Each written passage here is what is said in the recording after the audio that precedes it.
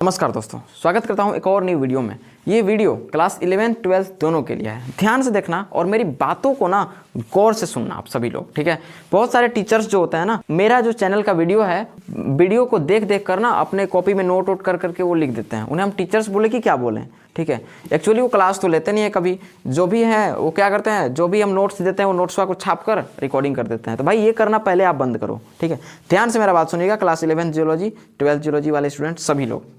उससे पहले मैं एक चीज़ बताता हूँ, जितने भी स्टूडेंट्स अभी सब्जेक्ट चेंज करवाए हैं, चाहे 11th हो 12th हो कोई भी, आप सब्जेक्ट चेंज मत करवाना। मैं एक बात बता रहा हूँ, सबसे इजी सिलेबस इसका है जियोलॉजी का। और वैसे स्टूडेंट्स जो अभी फ़िलहाल जियोलॉजी बिल्कुल भी नहीं पढ़ रहे थे, उनको 2-4 जियोलॉजी प्रोफेसर से मुलाकात हो गई है भाई, वो डायरेक्ट मुझे कह रहे हैं कि सर जितना हम फिजिक्स केमिस्ट्री और बायो में मेहनत किए थे उससे भी ज़्यादा इंटरेस्टिंग चैप्टर जो है ना मेरा जियोलॉजी है। तो आप चेंज मत करवाना। जिसको इंटरेस्ट नहीं है ना, उन इंटरेस्ट आ जाता है, बस आपको वीडियो देखना है, ठीक है। और बहुत सारे टीचर्स हैं जियोलॉजी में उभरते हुए आ रहे हैं, बहुत बहुत धन्यवाद, दिल से धन्यवाद आप सभी को। चलिए वीडियो टॉपिक को हम स्टार्ट करते हैं। तो आज का मेरा टॉपिक है कि सर जितने भी ऑनलाइन में टीचर्स होते हैं वे क्या करते हैं कि क्लास 11th के जो जियोलॉजी का जो चैप्टर है ना, जो टॉपिक है, ये टॉपिक को ना 12th कह के और लाइक व्यूज के चक्कर में छाप देते हैं। जितने भी स्टूडेंट्स हैं, चाहे 12th हो चाहे 11th हो, आप कभी भी यूट्यूब पे सर्च करोगे जैक क्लास 12 जियोलॉजी का सिलेबस, जैक क्लास 11 जियोलॉजी का सिलेबस, टॉप नंबर पे मेरा वीडियो आ जाएगा। आप उसको देख लेना, समझ में टोटल चीज़ आ जाएगा। मैं आज के इस वीडियो में बता रहा हूँ क्लास 11th में कितना पढ़ें कि हमारा बढ़िया परफॉर्मेंस हो जाए, क्योंकि पिछले साल का रिकॉर्ड है और जब से मैं पढ़ा रहा हूँ तब से रिकॉर्ड है कि जो भी विषय मैं पढ़ाता हूँ इतना निचोड़ कर पढ़ाता हूँ, उससे अलग क्वेश्चन पूछने का चांस बहुत ही कम रहता है। आगे समझ में।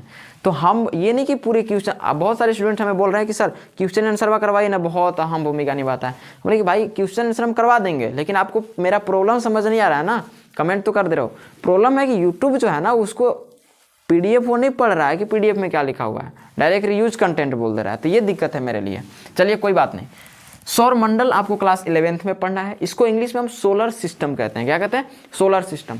इससे आपका बहुत ज़्यादा क्वेश्चन पूछता है। हालांकि ये जियोलॉजी के अंतर्गत नहीं आता, जियोलॉजी पृथ्वी विज्ञान है, ठीक है ना। लेकिन हाँ, जियोलॉजी का इसका कनेक्शन है संरचना से कि भाई सौरमंडल है, सौरमंडल के अंतर्गत हमारी पृथ्वी आती है आकार की दृष्टि से 5वें नंबर पर और सूर्य की दूरी के हिसाब से 3रे नंबर पे।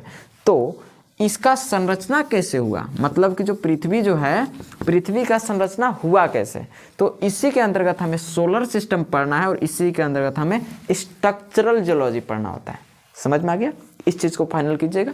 सभी वीडियोस का लिंक आपको डिस्क्रिप्शन में मिल जाएगा। अपर्दन और अपक्ष है, इसको भैया बोलते हैं इरोजन एंड विदरिंग इंग्लिश में। अब ध्यान दीजिएगा मेरी बातों को। इस पृथ्वी का निर्माण हुआ था ना, उस वक्त 2 ही काम ज़्यादा हो रहा था। विदरिंग, सबसे पहला विदरिंग, सेल अपक्ष है, अपक्ष मीन्स टूटना होता है, विदरिंग मीन्स पत्थरों का टूटना, पत्थरों पर क्रैक्स आना, ठीक है ना, ब्रेक डाउन होना, वे विदरिंग कहलाते हैं।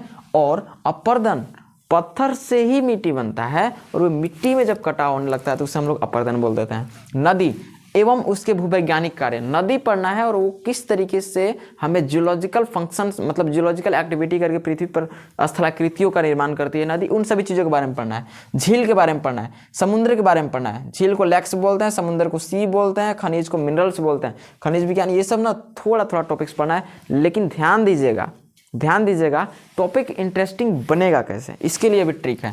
सौर मंडल अगर जो टीचर आपको बढ़िया तरीके से पढ़ा दिया ना, कसम बता रहा हूँ, जो भी विषय आप पढ़ रहे हो ना, मैं ये नहीं कह रहा कि विषय खराब होते हैं, लेकिन हाँ इंटरेस्ट की अगर बात करें ना, तो जो लोग बोलते हैं ना कि जियोलॉजी में एक बूंद भी नहीं पढ़े हैं थोड़ा सा भी, वे उनका बूंद बूंद एकदम कर रहे हैं कि बार घर आ जाएगा सामने पढ़ने के लिए, ठीक है। तो बहुत ज़्यादा इंपॉर्टेंट टॉपिक आ जाता है आपका ये सभी। अब बताइए, नदी के बारे में पूरी तरीके से निचोड़ हमें पढ़ना है क्लास 11th के जियोलॉजी में। बताइए कौन सा ऐसा टॉपिक है, कौन सा ऐसा विषय है जिसमें आपको इतनी प्यारी धरती के स्थलाकृतियों के बारे में बता दे। कोई सब्जेक्ट है?